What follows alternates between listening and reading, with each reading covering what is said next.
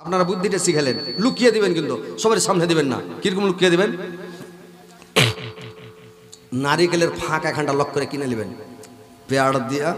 Paper দিয়ে বেড় দিয়ে কোমরে গুঞ্জে নেবেন, আর বাড়ি যাবেন, স্ত্রীটাকে খালি দেখবেন দূর থেকে, একবারে চোখ মেরে দিলেন, ইশারা মারা এর গায়ে, ও কিন্তু উড়ে চলে আসবে। স্ত্রীটাকে চোখ মারবেন, ভাই খুশি থাকবে। হ্যাঁ, আর যারা ওরকম খেপা আছেন ওকে দেখলে একটু এরকম করে দিবেন। আপনি যেটা ওকে শিখাবেন ওটাই শিখবে, না হলে দূর থেকে একটু ইশারা মেরে দিলেন, আরে বাবু চলে আসবে উড়ে একেবারে। আর যেমন উড়ে ঘরে আসবে আর কপাট লাগিয়ে দেন, আর যদি শরম লাগে লোকজন বাড়তে থাকে কপাট লাগায়েন না, যেমন ঘরে আসবে। দেখেন, স্ত্রীটাকে কোলে করাটাও নবীর সুন্নাত, বুঝতে পারছেন?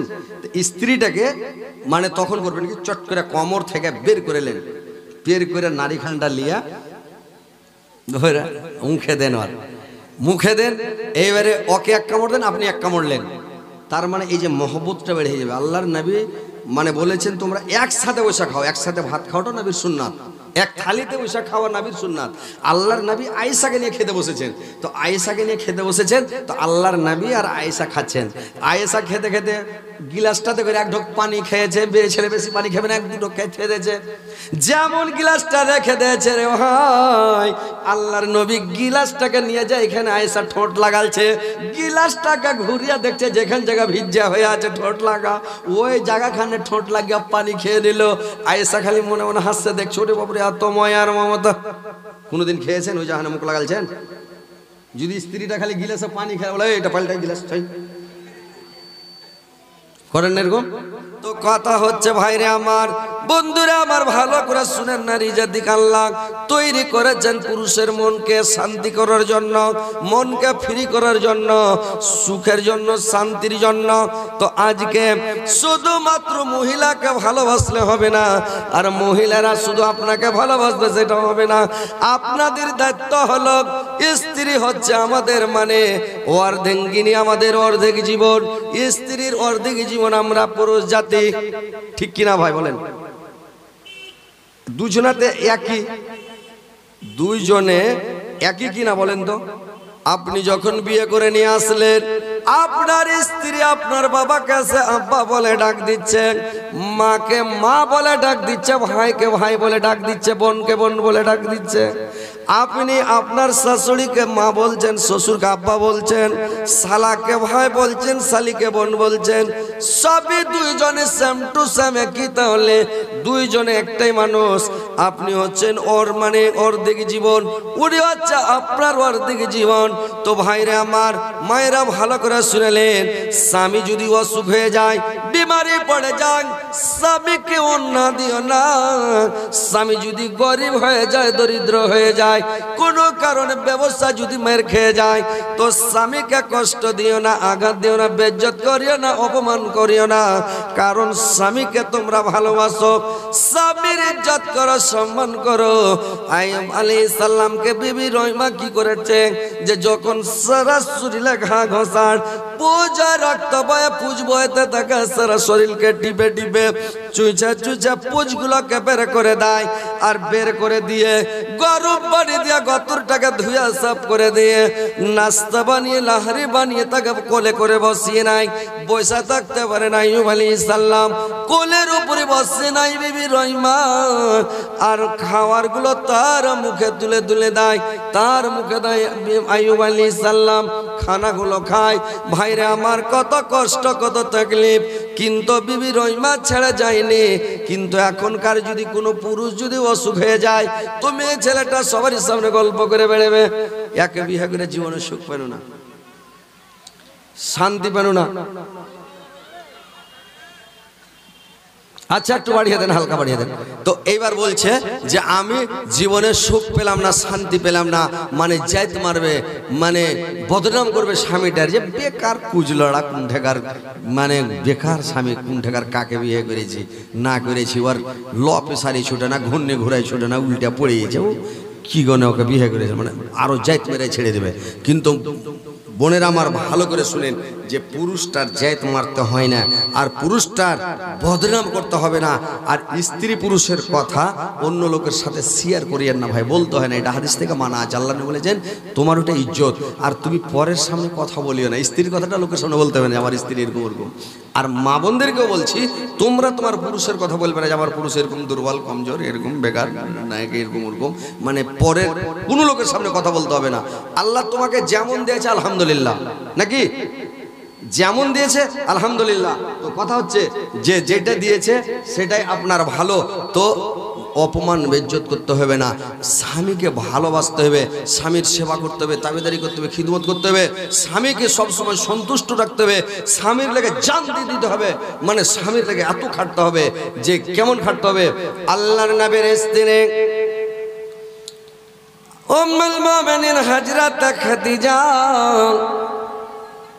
আল্লাহর নবী যখন দিনের দাওয়াত দিতে চলে যেতেন রে ভাই, তাবলীগ করতে চলে যেতেন, তো দিনের দাওয়াত দিতে যখন রাত্রিবেলা চলে যেতেন, আল্লাহর নবী যখন রাত্রিবেলা আসতেন রে ভাই, তো রাত 12টার সময়, 1টার সময়, 2টার সময়, 2:30টার সময়, 3টার সময় যখন ফিরে আসতেন, তো আল্লাহর নবী যখন ফিরে আসতেন, তো আল্লাহর নবী যখন ফিরে আসতেন ভাই, তখন কি করতেন রে ভাই? ফিরে আসার সময় যখন আল্লাহর নবী গেটটাতে একবার খালি ঠোকা মারতেন, খাদিজা, সঙ্গে সঙ্গে গেটটা খুলে যেত রে ভাই, সাথে সাথে গেটটা খুলে যেত। আর খাদিজা চট করে খুলে আল্লাহর নবীকে পটাম করে ঘরে টেনে নিতেন, আর চট করে কেওয়াড়খানাকে বন্ধ করে দিতেন ভাই। তো কেওয়াড়খানাকে যখনই বন্ধ করে দিতেন, আল্লাহর নবী দেখতে দেখতে 2 দিন, 4 দিন, 10 দিন, 20 দিন, 5 দিন, 6 মাস দেখতে দেখতে একদিন আল্লাহর নবী খাদিজাকে জিজ্ঞাসা করলেন, এরে খাদিজা, তুমি কি রাত্রিবেলা ঘুমাও না রে খাদিজা? রাত্রিবেলা কি তুমি বিছানায় শুয়ে থাকো না রে খাদিজা? আমি যতই রাত্রে আসি, যখন আসি তোমার গেট খালি একবার খাদিজা বলে ডাক দে, একবার আওয়াজ দিতে মাত্র কেওয়াড়খানাকে খুলে দাও রে খাদিজা।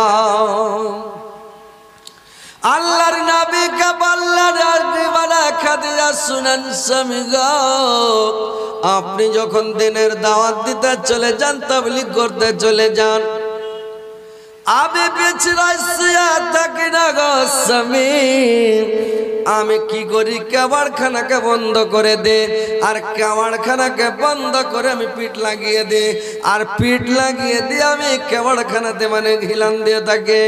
যখন আমাকে ঘুম আসতে লাগে আর চোখ থামে না। কয়দিন রাত জাগবেন রে ভাই? 1 দিন জাগবেন, 2 দিন জাগবেন, 4 দিন জাগবেন, তারপরে জাগতে পারবেন? কয়দিন জাগবেন রে? জাগতে পারবেন? জাগতে পারবেন রে?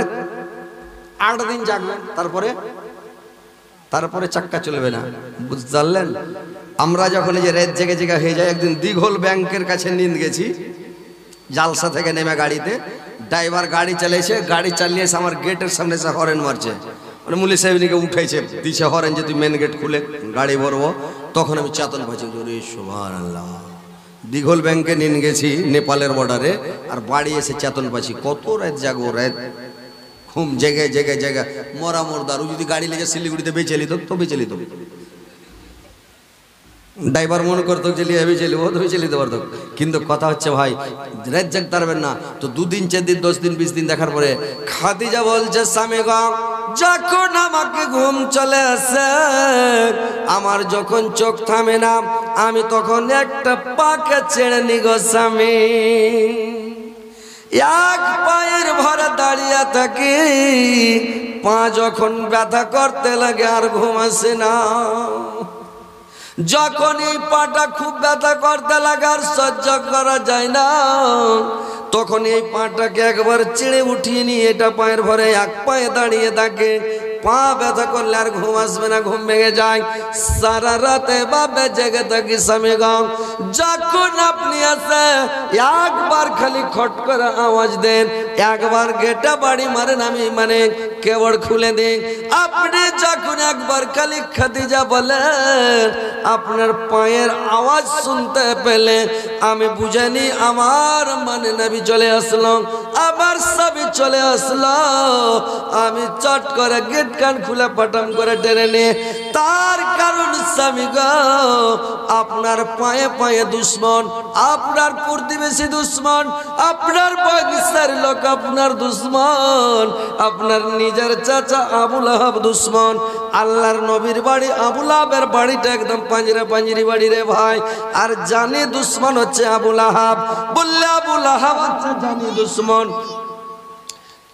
তো জানি দুশ্মন, তো জানি দুশ্মন, তো ওই জন্য যদি আপনি গেটে বাড়ি মারেন স্বামী গো, আমি বিছানাতে শুয়ে যাই, ল্যাব দিয়ে মানে লেহলি দিয়ে মুখ ঢেকে নি, তো মুখ যদি আমি ঢেকে রাখি আর আপনি গেটে বাড়ি মারবেন, গেটে আওয়াজ দিবেন, তব তোড়ি দুশ্মনীরা জেনে নিবে, গুন্ডারা জেনে নিবে, হয়তো আমার ঘুম ভাঙতে বিছানা থেকে নামতে, জুতা স্যান্ডেল ধরে পায়ে দিতে, গেট খুলতে আপনাকে গুন্ডারা ধরে নিবে, আপনাকে আমি বাঁচাতে পারবো না স্বামী গো।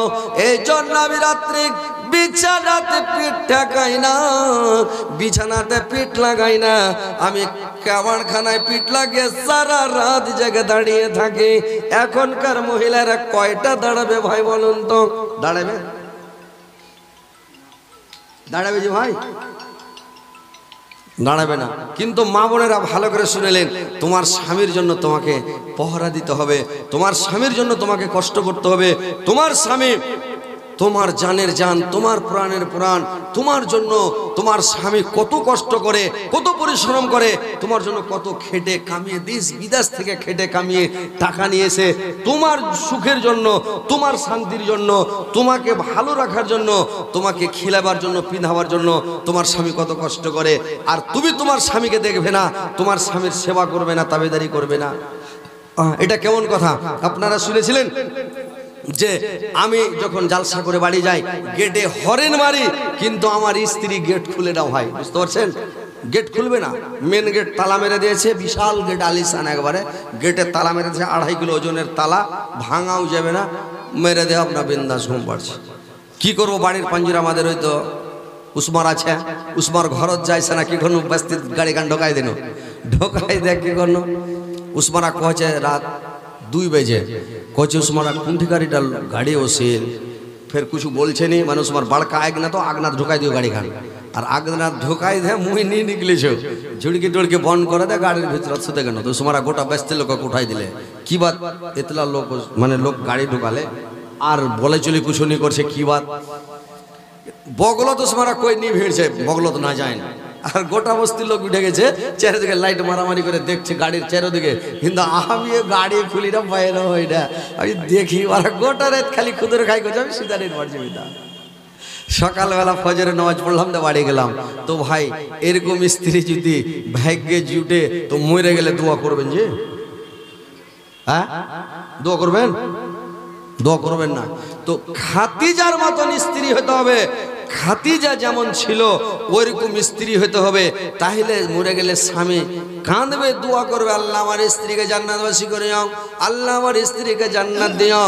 পুরুষ যদি কাঁদে, পুরুষ যদি দোয়া করে দেয়, পুরুষের পায়ের তলে মানে স্ত্রীর বেহেশত, যদি দোয়া করে দেয় ভাই, তাহলেও জান্নাতে চলে যাবে।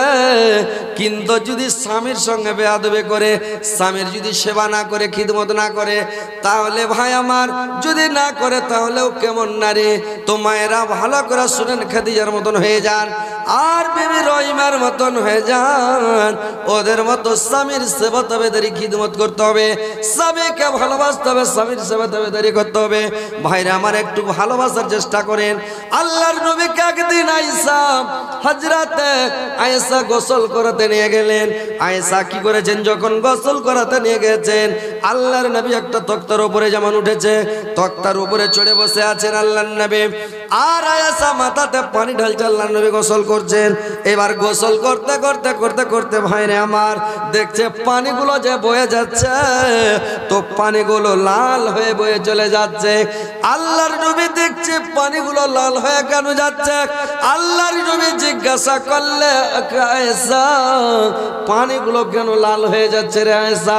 আয়েশা বললেন, স্বামী গো যখন আপনি তক্তার উপরে উঠেছিলেন স্বামী গো, আমার পায়ের কুড়া আঙ্গুলটা চাপা পড়ে গেছে তক্তাতে, আর তক্তার তলে পড়ে থেতলে ডাইল হয়ে গেছে, আমার পায়ে রক্তগুলো লাল হয়ে বয়ে যাচ্ছে স্বামী গো।